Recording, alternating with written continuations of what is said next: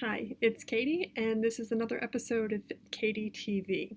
So, I just recently was asked to do a podcast, which I'm really excited about, but the podcaster asked me to write a brief blog post or article before the episode, and he's like, well, why don't you talk about building a business in an unlikely niche, because nursing is completely unlikely.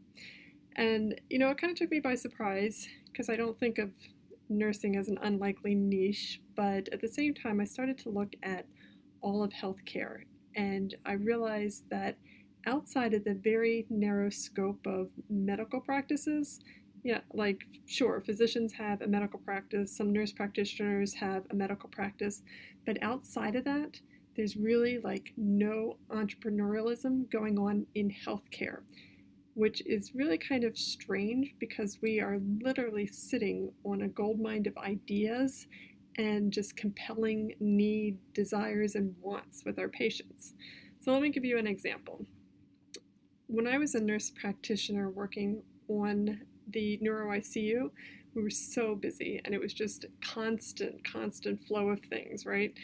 And anytime complaints came up, we just kind of like brush them off to the side and we're like, yeah, I'll deal with it, or that's so-and-so, that patient again, that's being a pain, right?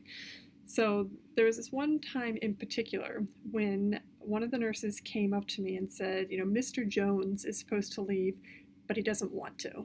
And I'm thinking, oh my God, what do you mean he doesn't want to? I need that bed. I got to get another person in there. It just ruined my day, right? So now I have to go deal with this patient that doesn't want to leave the hospital. So I start walking down to the nurses unit, and his wife is out at the nurses station, and she's going, I'm not taking Mr. Jones home, blah, blah, blah. I want to talk to the doctor. Well, that's a kiss of death, right? I want to talk to the doctor, so I know I'm in for it.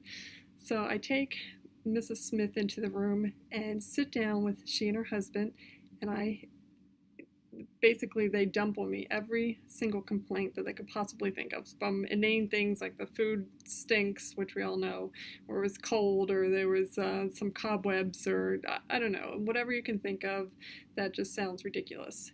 And after like 15 minutes of just listening to all of their complaints and thinking, oh my God, how am I going to get rid of these people? I finally said, Mr. Smith, why don't you want to go home? And he finally said, you know what? He's like, when I complain to something, when I have a symptom and I tell the nurses, even if they're like, oh, Mr. Smith, you're fine, you're not going to die. He's like, who's going to say that to me at home? And it occurred to me that this man was scared to death to go home. And it was like the first time I had heard somebody say that, despite the fact that I've heard it hundreds of times. And it sparked a whole business model for me, which was my coordinated care model, where I helped patients transition from hospital to home. It's service-based models. But anyway, that came from that interaction because I finally listened to the patient. So this is what I would suggest to you, because you might not think that this is a great luxury to be a nurse and get to listen to every single complaint that comes through, but it needs to be your new mission, because in those complaints is a business model. So I think as nurses, and maybe even as healthcare providers of any sort, regardless of who they are, I think we get caught up in hearing the same complaint over and over and over, and you're like, oh my God, I've heard this 100 times before. But this time, what I want you to do is go back and listen to it for the first time, because there's something in there that you can do. It's not a problem for somebody else to solve, because as we can see in the healthcare system, nobody else is jumping on the case. Nobody else is jumping to solve these problems. But it's something that nursing can do that validates your skills, validates your knowledge, gives you a side business, gives you respect. It's really exciting what nurses could do.